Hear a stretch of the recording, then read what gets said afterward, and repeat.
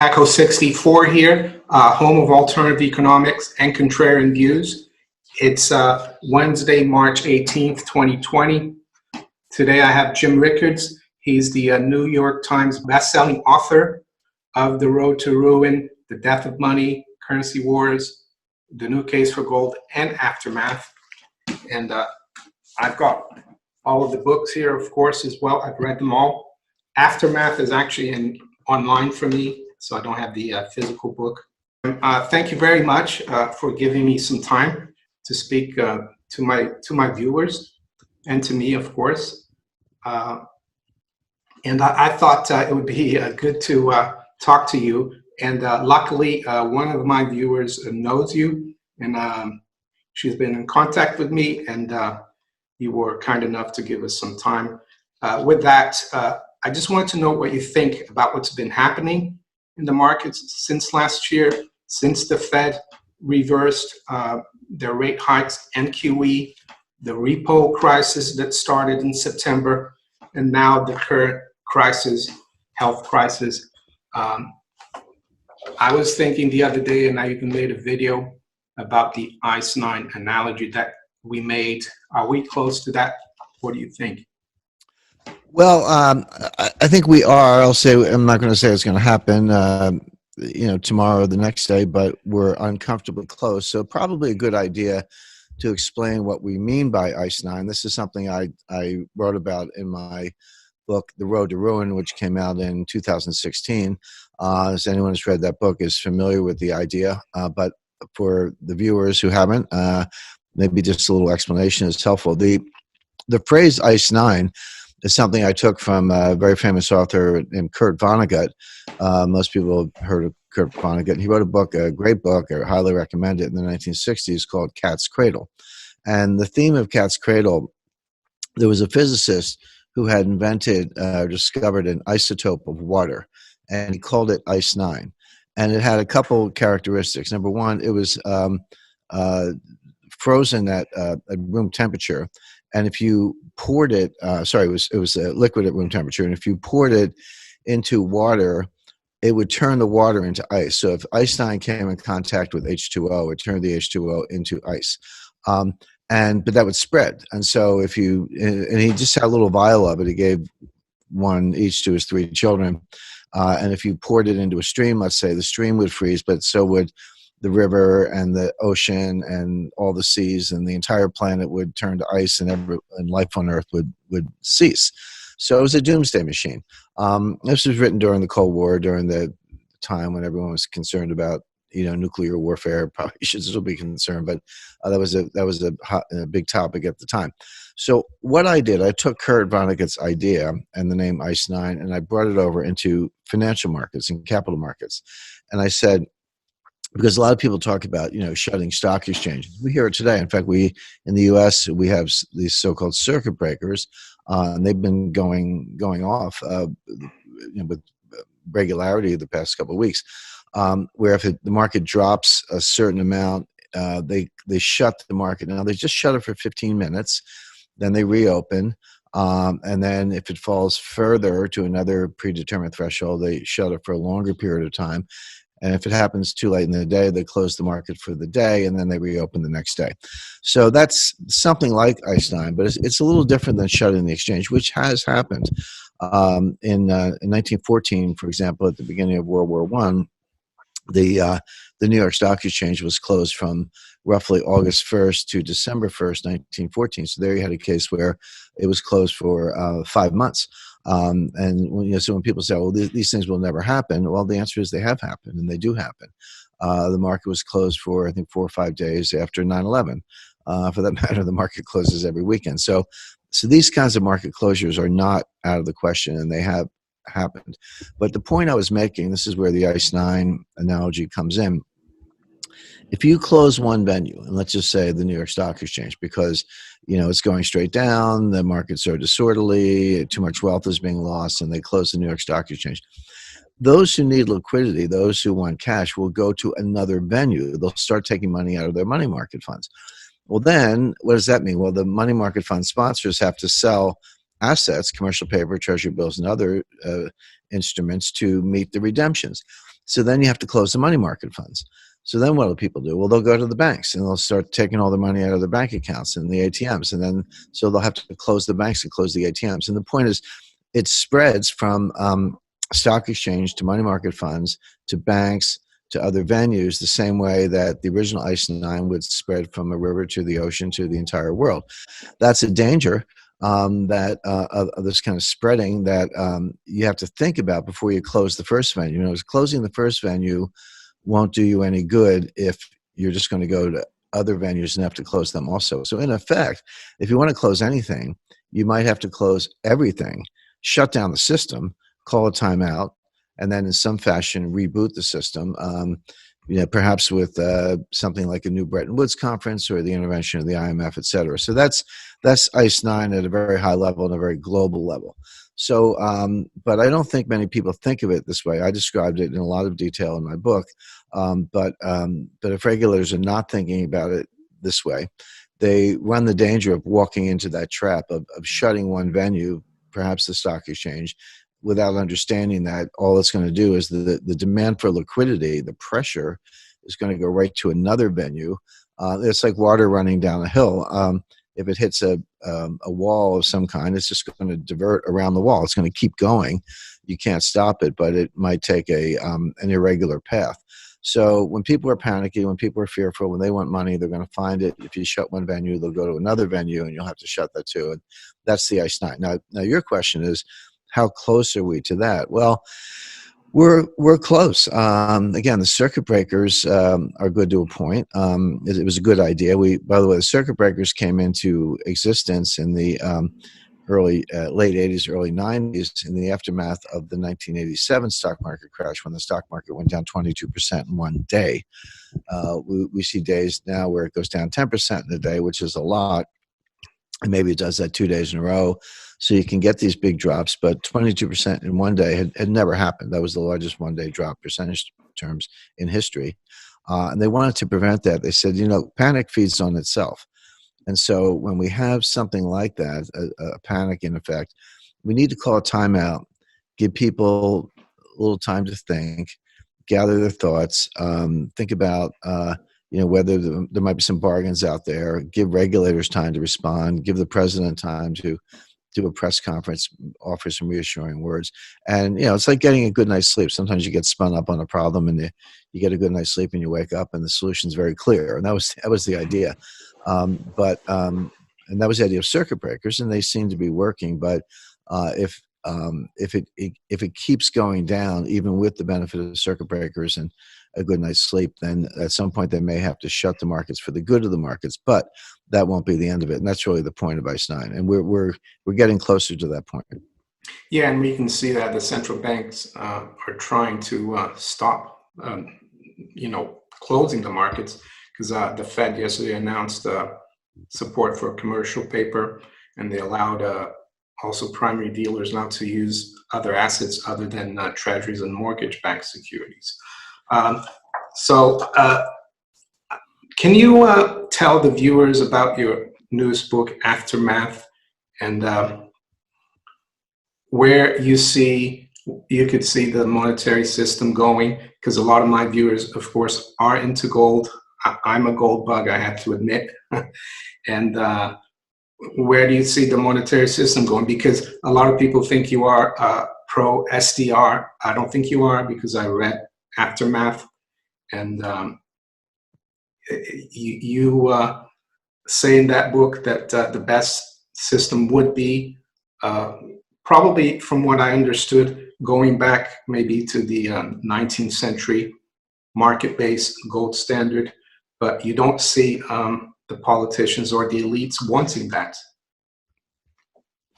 Well, that's right. And, you know, people, you know, when you're an author or you do interviews or you have a high profile, people always want to put words in your mouth, and they get confused between what I'm forecasting and what I personally advocate. So I am forecasting SDR intervention. I am forecasting that in an extreme liquidity crisis, if there was a loss of confidence in the dollar, and you would know that by the price of gold soaring, and I don't mean $10 an ounce or $50 an ounce, but imagine $200 or $300 per ounce per day.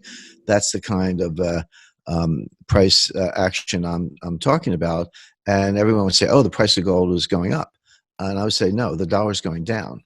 In other words, if you privilege the dollar as your numeraire, as your way of counting, yes, the higher dollar price for gold means gold's going up. But I don't do that. I think of my yardstick as gold by weight. And so when I see the dollar price of gold going up, I say to myself, well, it takes more dollars to get your ounce of gold. And that means the dollar is actually going down. So it's just a different way of thinking about it. The math is the same, but the paradigm or the frame in which you understand it is completely different. So, but in that world where the dollar is losing value and people are losing confidence in the dollar, you're going to have to do something. Step one, and I talk about this a lot in my new book, Aftermath, which came out last year, but also The Road to Ruin, which I mentioned in 2016 and other writings. You can start by closing a stock exchange or closing the banks, but you get into the ICE 9 situation. So let's say you get your time out. Okay, what's your answer? What's your solution? The problem right now, and you're right, the Fed is going back to the 2008 playbook. So that you're right, they did a primary dealer facility. They have now, in effect, guaranteed or provided liquidity in commercial paper. They've done more than that. They've now gone to QE4. They've stopped pretending that it's not QE. They're going to buy long-term assets. They cut rates to zero. Obviously, I spoke to some Federal Reserve officials last summer, and they said that negative rates are on the table. That surprised me a little bit. I knew you could see rates were going to zero, but I was surprised that they were so relaxed about the possibility of negative rates. So they're doing all the things they need to do to keep the plumbing of the system open. But that by itself won't solve the panic. That won't cure coronavirus. That won't get people, out of their houses and spending money again. That's a completely different task. And so if you get to the situation where you've had to close banks and exchanges, how do you reopen them? And particularly if there's a loss of confidence in the dollar. Well, there's only one clean balance sheet left in the world. I mean, the problem with the Fed is they took their balance sheet from 800 billion to 4.25 trillion between 2008 and 2014. But they never got back to normal. They never got to anything close to, let's say 2.5 trillion or 2 trillion. And now they're back up over 4 trillion because of the new easing programs. So where is the invisible confidence boundary? Where is the point where, can you go to 4 trillion, 5 trillion, 6 trillion, 7 trillion? I mean, some people say yes. The modern monetary theorists say yes. Legally, it's possible, but in my view, that won't happen because there is this invisible barrier where people just wake up one day and say, wait a second, what's going on here? I'm not an economist. I'm not a monetary expert, but I want to get out of the system. Give me some gold, some silver, real estate, fine art, something tangible. I no longer have confidence in the dollar. Well, who's going to restore confidence? Where will the liquidity come from? Maybe that's a better way to put it. And the answer is the IMF has the ability to print special drawing rights. That's world money. Now, it's not what we call walking around money. You're not going to have any, and I'm not going to have any. We're not going to use it to pay for dinner, but it can be given out to countries. And it can also, not many people know this, but I've read the relevant articles and bylaws. It can be given out to multilateral institutions. The IMF could print SDRs and give them to the United Nations, for example, as well as their member countries. And so it may come to that. So you may see 1 trillion SDRs printed up and handed out to countries around the world and or to the United Nations as a way to get the wheels turning again at a time when people have lost confidence in the dollar. We're not there yet, but again, we're getting uncomfortably close. Yeah, and from what I read in Aftermath, you were warning people to have a lot of their savings and investments out of the system. You warned them that they should have some physical gold, some alternative assets outside the stock market. And I think that's good advice. It's what I've been telling people, to be outside the system. The other point I like to make, and to finish off, you say that your ideal situation or solution for a monetary crisis would be a conference at Mar-a-Lago to set up a new gold standard, right? Yeah, I use Mar-a-Lago as an example. I have a chapter in Aftermath called the Mar-a-Lago Accord, obviously after Bretton Woods Accord. And it's interesting. Mar-a-Lago, it's a little glitzy for my taste, but it bears some resemblance to the palace in Genoa where they had the 1922 International Monetary Conference. It's the idea would be that it would serve the purpose that the Mount Washington Hotel did. That was the place that hosted the Bretton Woods Conference in July 1944. By the way, I was up in Bretton Woods last summer in July to celebrate the 75th anniversary of the original Bretton Woods Conference. That's where I met with some of the central bankers I referred to earlier, and a lot of other. Larry Summers was there, former Secretary of the Treasury, and Gillian Tett, very prominent financial journalist for the FT. So it was quite a gathering. But my point is, you're going to need to reset the system. You're going to need to have another international monetary conference, and I don't know how you do that without gold playing a role. I'm not saying that you're going to go back to a strict pre-1914 gold standard or even the kind of modified 1944 Bretton Woods gold standard, but I just don't know how you do it without using gold as a point of reference. And to me, this explains what we've seen in the last 10 years, where China has tripled its gold reserves. Russia has tripled its gold reserves. Many other countries around the world are buying gold. The United States has not sold any gold, any official gold, since 1980. We stopped selling. What the United States did, we put pressure on other countries to sell their gold. So you saw the UK sold about more than half, close to 2/3 of their gold in 1999. Between 2000 and 2006, Switzerland sold 1,000 tons. In 2010, the IMF sold 400 tons. So we were getting everyone else to dump their gold, but if I were in any of those countries, I would have turned to the United States and said, hey, why don't you guys sell some? But we never did. We held on to ours.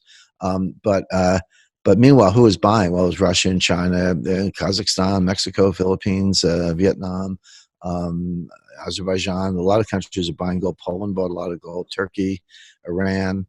Not only that, but they're also repatriating their gold. A lot of this gold I'm describing was stored at the Federal Reserve Bank of New York or the Bank of England in custody. It didn't mean it belonged to the United States, but we were holding it for these other countries. Well, one by one, they're calling up and asking to get their gold back, and the Fed has been delivering. But a lot of gold is a little bit of a run on the bank as far as gold is concerned at the Fed and the Bank of England. So when you see the price of gold going up, when you see central banks buying, becoming net buyers rather than net sellers, when you see people asking for their physical gold back because they want custody in Frankfurt or Warsaw or Baku or someplace other than New York, I think it tells you all you need to know. So when this conference comes, whether it's at Mar-a-Lago or someplace else, you know, your seat at the table is going to be determined by the amount of gold you have.